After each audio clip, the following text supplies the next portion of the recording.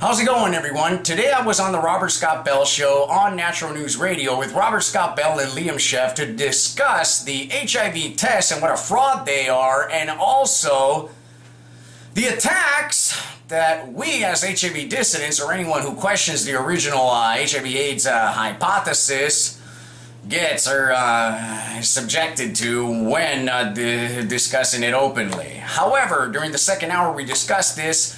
Listen to the whole show. I'm going to post the link below, but for now I post you this last second hour of the show in which we discuss what a fraud HIV is.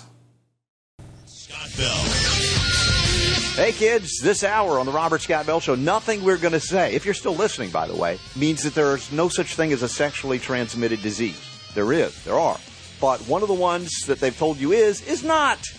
Big Pharma wants you to know that you need their drugs, and they've done something to convince you that, well, something that isn't true is. We're going to get to that. Liam Scheff is on with me, author of Official Stories. Liam, welcome back, my friend. Hey, Robert. Hey. So we thought the controversy was over after House of Numbers, the things you've written in Official Stories we've covered on the air here for many years. The idea that this HIV is really... we are not sure what it is because the tests don't test for it, but you've been getting some critique from, I don't know who these people are, but they're really, they're riding for the Big Pharma brand, trying to hold on to this AIDS concept as it isn't, and convincing you that it is a pharmaceutical drug deficiency disease of some kind.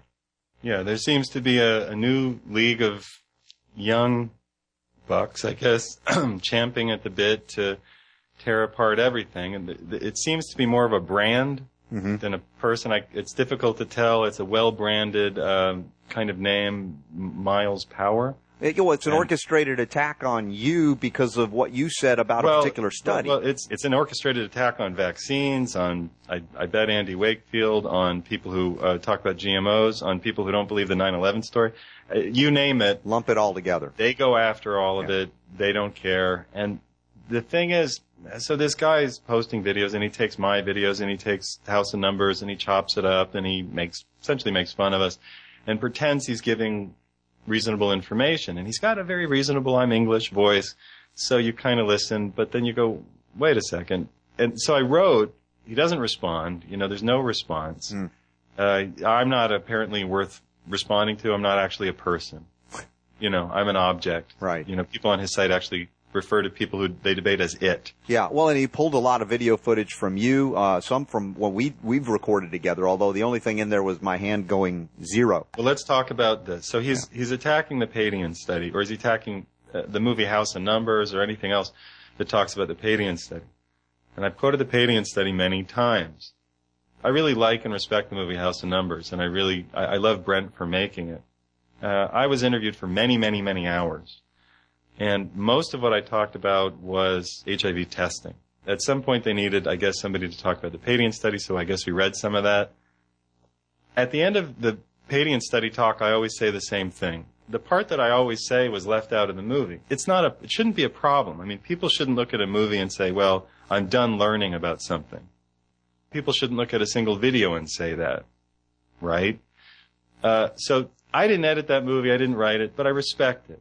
So the Padian study goes like this. There were 175 couples. One person in each couple tested positive. One person tested negative. They let them have sex over 6 years. In the beginning of the study, they had relatively little condom use. By the end of the study, they had a majority of condom use. In the beginning of the study, they had a very large minority of anal sex, around 38%. By the end of the study, they had knocked it down to 8% because they were browbeating them to behave better, to be more in line with what they thought was ethical, right? Because Padian couldn't really run a study and say, no, just have sex the way that you do, because she's an AIDS scientist, and they imagine that they're ethically bound. Yeah, they felt they were being responsible by counseling the couples to say, have what they considered to be safer sex, that concept. Right. Yeah. So 26% or so of the couples never listen. And God knows how many, they don't use condoms throughout their sex lives. And when they say they use condoms are a very slippery subject. You use it the first couple of pumps, you use it for the first act and forget about it for the second. People aren't very clear about what they mean by condom use, and the study is not clear at all. Right. If you're talking about deep French kissing, now if you say that I'm saying that you can get HIV from deep French kissing, I don't think you can get HIV from anything except an HIV test. But if you look through the AIDS medical literature, I can find you studies where they say they can cultivate their make-believe stuff in saliva. Yeah, I remember in initial years earlier on where they're saying, yeah, we're finding it in saliva. And then the question is, why isn't everybody getting it from kissing? What getting it was? Again, the bigger question, coming back to House of Numbers. But it's political. I mean, the reason they said it's not from kissing, a kissing disease, is because everybody would lose their minds. So you can't even get it from oral sex, but you can, sort of, but it's very rare. But they don't talk about oral sex in the Padian study. God knows what they mean when they say condom use. I have an idea they mean somebody puts on a condom and starts to have sex. At the end of the 6 years of studying these people, they test them every 6 months. That's the longest duration of follow-up in that group. And this group, Miles Power Incorporated, whatever it is, says that that's a little arm of the study. I don't think it's a little arm to be doing it for 6 years and testing people every 6 months.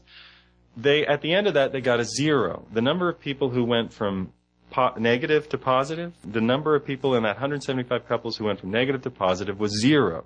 Now, I know condom use increased, and I always say that in my talks. That didn't go into the video because I didn't edit the video. But I always talk about that. But it doesn't matter to me. Number one, they were couples before they got into that study. The entire study says the people they recruited were couples for a couple of years or so to decades. So I don't know how long these people were couples. It could have been 10 years, 5 years, 20 years. Doesn't that matter? And then they test them for 6 months, for up to 6 years, every 6 months, and they get a 0 at the end of it. Well, I know they increased condom use. They still got a 0. That 0 has been argued in this other video to say, well, no, there's like 2 or 3 or something like that, which kind of equated. He quotes the other part of the study. And there's a part of the study, they brought everybody in. They just tested them at baseline. They brought them in, and you start the game, you're at baseline. They test them. And then in that group, that large group, they found 68 women that were positive, but they had positive partners. They didn't study them over time. That's not a study. That's data gathering. A study is when you do an experiment. At least I'm talking about the experiment where you keep doing something. You have people in a kind of a container, but the question, you keep watching them, you keep testing. Liam, the question that comes to mind again about what is this seroconversion that A, didn't happen, or B, it happened, but we didn't control for it. It really is relying on this so-called positive response to a nonspecific cross-reactive what? Well, that's it. And that's what I said, I guess didn't make it into that film, but I always say it in my talks. I'm sure I've said it on camera. I always say it when I talk about Padian. I say, sure, there were 175 couples, and yeah, the number was 0, and yeah, condom use increased, but so what? There were couples before. Nobody seems to care about that. It doesn't matter because there is no transmission. There's nothing being transmitted, because there's no test. That's it. That's my bottom line. I don't think that HIV is or is not a sexually transmitted disease, virus, whatever. I think that there's no such thing as an HIV test, and everybody who's ever been told they're HIV positive has been lied to. That's what I think. And I think that because it says in the scandalous volume of HIV literature that there is no test, that the test is polyreactive, that its proteins are synthetic and come up for every ailment under the book. Every immune, autoimmune, drug-induced, poverty-induced ailment makes these tests click. Because they're non-specific polyreactive antibody tests, and that is how they work. The medical literature is full of papers on how to analyze and interpret them for risk group. Mm-hmm. That means if you're gay enough or black enough or poor enough, we like you for the test result. It's not about the Padian study. So don't hang me up on that. Right. You want to debate me. Let me finish the sentence. The Padian study doesn't matter because the tests don't work. Didn't this make it into the film, though, House of Numbers, where one of the scientists argued that if you didn't dilute the blood, extraordinarily, that there would be 100% positivity. I mean, the way they have to treat the blood in order to get the test and then be specific to say, well, you are or you aren't, we think, based on your ethnic status or what continent you live on, what kind of squalid condition. I mean, those are the things that make it, in my mind, the HIV test, for instance, a very racist test because it's targeting certain groups. Well, the people who use it are enacting a thought form that goes back to, Nazi Germany, or before. It's just a tribal thought form. You're black, it's in the Old Testament. You're not of our group, therefore your sexual life is suspect. That's called Bayesian interpretation of positive predictive value. They just have different words for it. The positive predictive value of your test, young boy from India or Africa, dark-skinned, poor, the positive predictive value is very, very good. Mm-hmm. Well, we think that the predictive value of this test, which is nonspecific, is good. If you test reactive, we think it's true. White suburban housewife, we think the positive predictive value of your test is very bad. If you test reactive, it's probably a false positive. They say that in the medical literature over and over again, and everybody knows in this field that that's how these tests work. And then they claim that you are unscientific. I don't know what the word science means to these people. It means they're gods and we're idiots. Mm-hmm. They're gods and we can't talk to them. They're gods. They can do whatever they want. They can steal whatever they want. They can lie as much as they want. They can lie to as many people as they want. And we're not allowed to even stand up and be counted as people. We're scum to them. Yeah, there's a great arrogance involved in this. And, of course, they're in the club. We're not.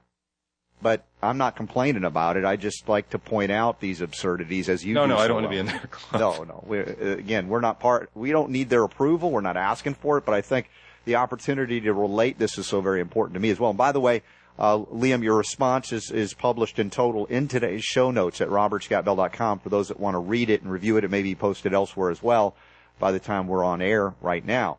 But this is what we want to do is put that out there for the folks that are not, let's say, hypnotized by the razzle-dazzle of even a British accent. For those of you listening on UK Health Radio, yes, you have charming accents, but we're not falling for it in this case with the attack on Liam or House of Numbers. I should say, I know we're out of time in this segment, but I should say, he doesn't take any of this into consideration. It's just not interesting, and I brought it up in post after post, and no response. So I'm done with them and done with him. He doesn't care. He's not a real person. It's a group. Who knows?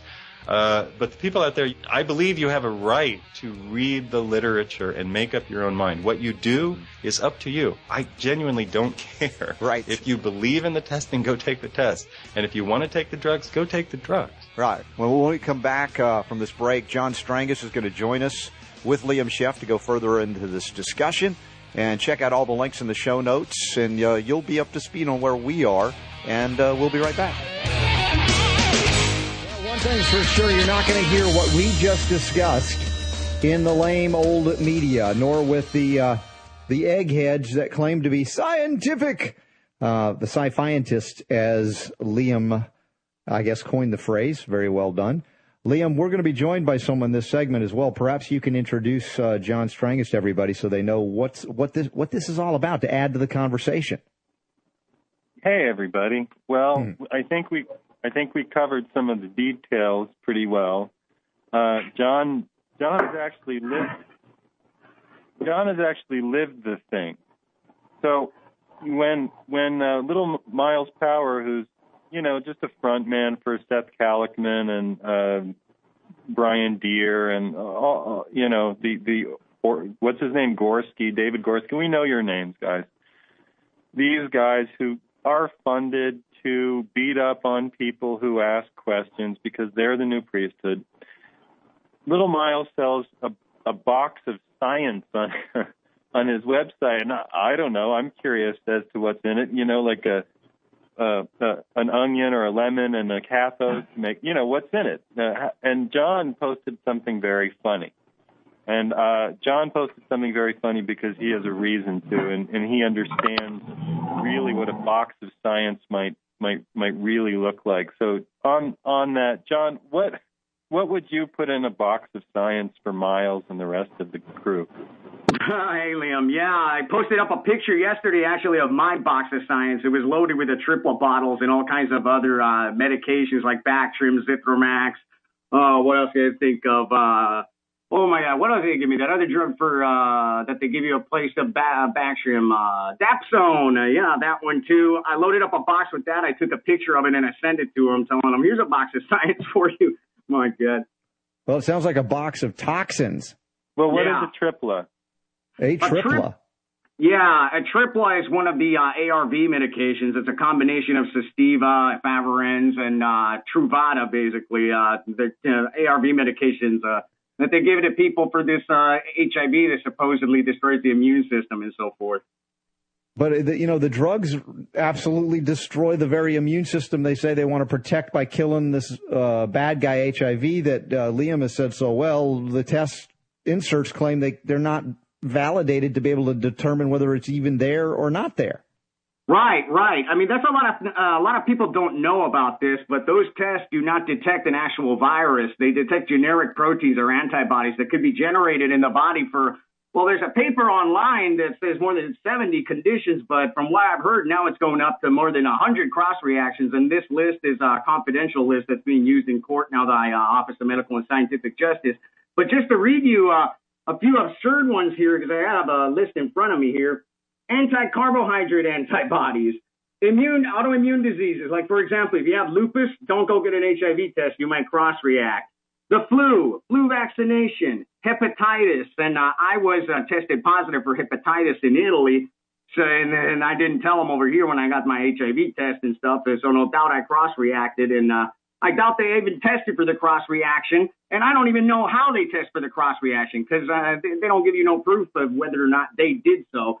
However, moving from there, hepatitis B vaccination, hypergammaglobulinemia, high levels of antibodies, which no doubt I had after going through a heroin addiction in Italy because I was a stupid teenager and decided to follow my friends into that.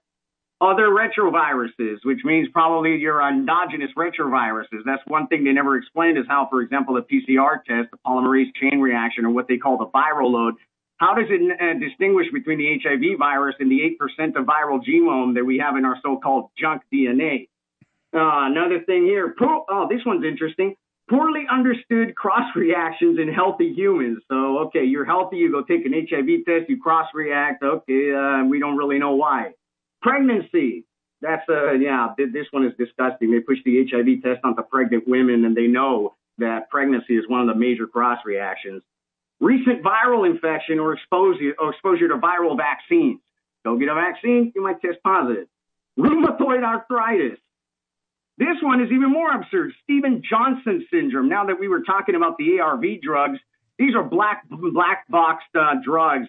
Basically, they're black box drugs. Are the drugs that the FDA labels as the most deadly ones, and they can have side effects that could kill you. And one of the side effects is Stevens-Johnson syndrome, which is a disease, if you want to call it, or a medical condition only caused by chemical medications. Yeah, your skin can literally fall off with that kind of thing. So, listen, but the thing is, these folks on the other side will say, well, John, Liam, you're not being scientific. You're reading the peer-reviewed literature. You're reading the test insert. If that's not being scientific, maybe we'll figure this out after the break. Liam Scheff, John Strangis, we got you linked up in the show notes to John's YouTube channel. Very funny, the stuff he's got as well.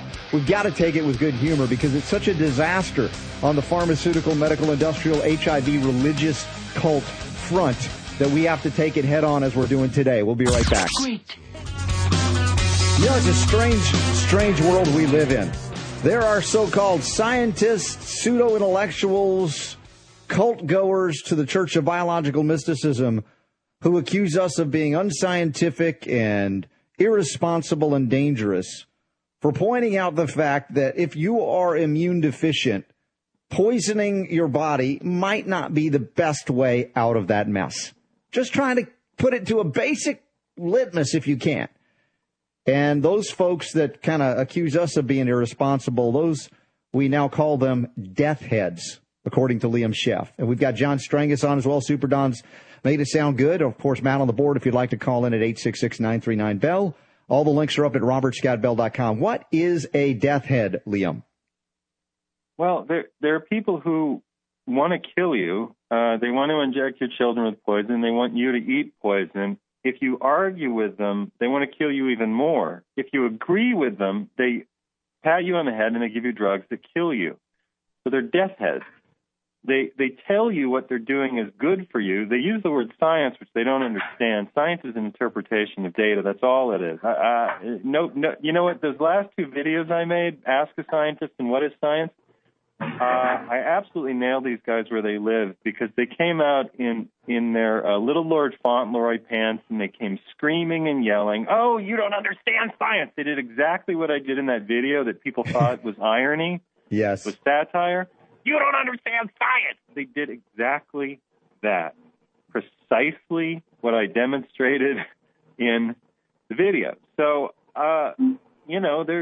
they want to kill you and they want you to take the drugs that kill you, or they just want to poison you. They want you to be in their church, as John and you say, John Rappaport and you say, biological mysticism. Hardly biological.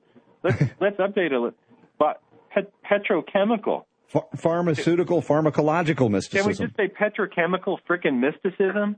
Yeah, it's well said. Hey, John, the things they used to use here in America, like AZT, or they say listening on UK Health Radio, AZT, have they not exported those things to India and Africa now, even though they acknowledge it killed most of the folks that were treated for so-called AIDS or HIV in the 90s here in America?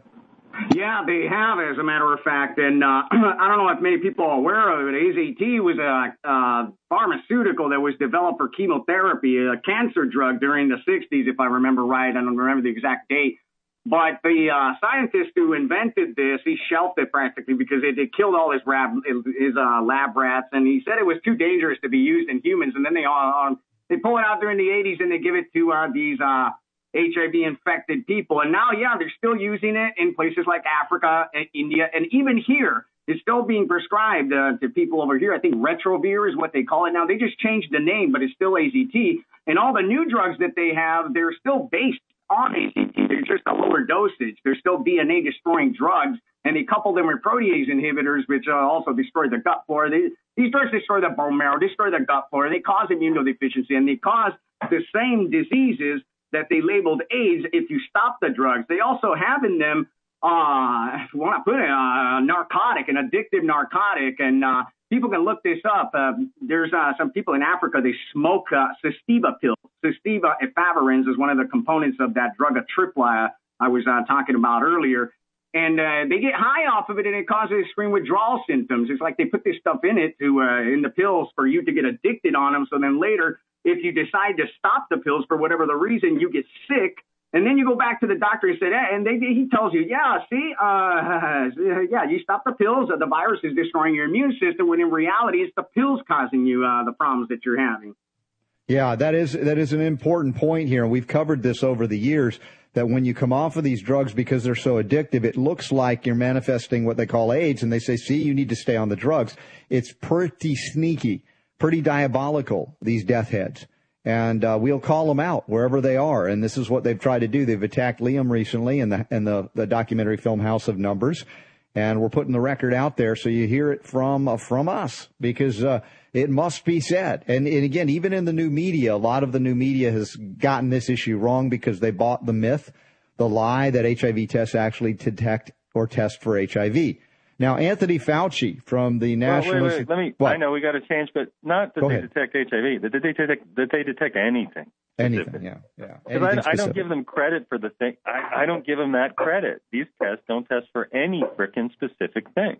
And they don't tell people either this. They're just giving you the test without informing you that these tests may cross-react. And also they don't Wait, not may. John, this is what I'm trying to say. Yeah, they do.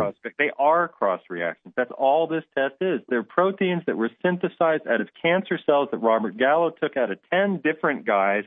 They then made a consensus agreement. They decided your protein's too heavy, my protein's too light. We'll just meet in the middle. I swear to God, right. Those papers, they just make agreements in their heads about what they think a protein should be. Not anything that they found. This is what I'm talking about. This is the level of insanity that goes on with these mothers, fathers, aunts, and uncles.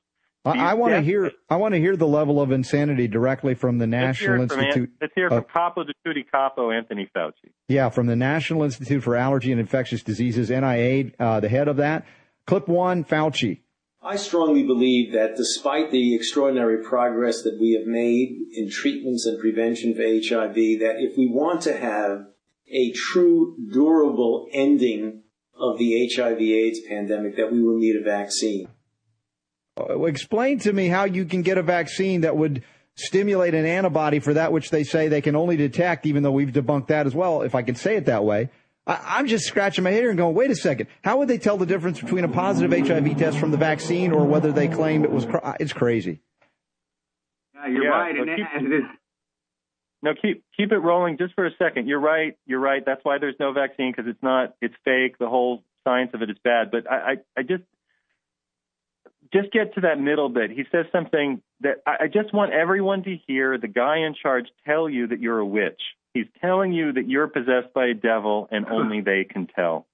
Yeah, I think we're going to actually link it to clip number 4, Matt. Tell me when you have clip 4 ready, and we're going to run into that because this goes to the heart of what Liam referenced as well. How many people are around the world running around with a deadly infection that they have no clue about? Go ahead and run clip 4. But if you look at the reality of the situation, what we call the care continuum, in the United States, for example, 16 to 18% of the infected people, of the 1.1 million infected people, don't know that they're infected. And more than 50% of new infections come from someone who does not know that he or she is infected and transmits it to an uninfected individual. And yet, even people who know they're infected, a relatively small percentage of them are on therapy, continuously on therapy, and have dropped their viral load to the point that they won't infect anyone else. Pause. Yes. Pause. Okay. All right. This is mental freaking illness. This man is mentally ill and psychotic. Either he is that, or he is lying, or both. Here's why. Half of the people in the world with this, the population of the United States, he said, 16 million? Something like that, million people. In other words, the percentage of people in the country that are spreading a deadly sexually transmitted disease is less than 1% of the population. And wait a second, less than 1%. Now, the rate of HPV infection, which doesn't cause HPV, by the way, is somewhere between 50 and 80%. And you're saying that the plague pandemic is less than 1%. Okay.